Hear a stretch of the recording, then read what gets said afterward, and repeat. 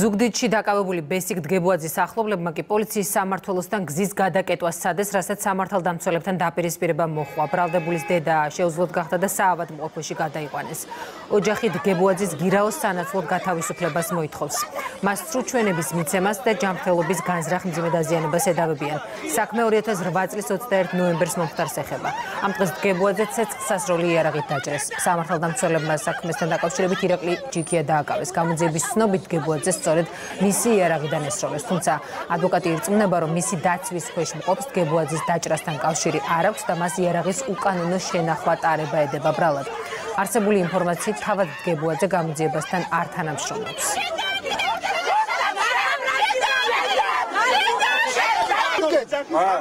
ვითხოვს სამართლიანობას. მეტი კი არაფერი გამოუშვან უსამა დაიჭრა მის დამნაშავე ეგენი. მეტი კი არაფერი გუნდა ჩვენ. ეს არის ჩვენი სამართალი. იმყოფება საჯარახსოვრების დაწესებულებაში და შესაბამისად მიიჩნევს საზოგადოება, რომ უკანონოდ მოხდა არა და კანონიერი იყო პირველი ინსტანციის სასამართლოს მიერ მიღებული გადაწყვეტილება, რომ ორივე ბრალდებულს აკვეთი ღონისძიების სახით შეეფარდა გირაო, რაც შემდეგ შეიცვალა ქუთაისში ბესიკ დგებუაძის მიმართ.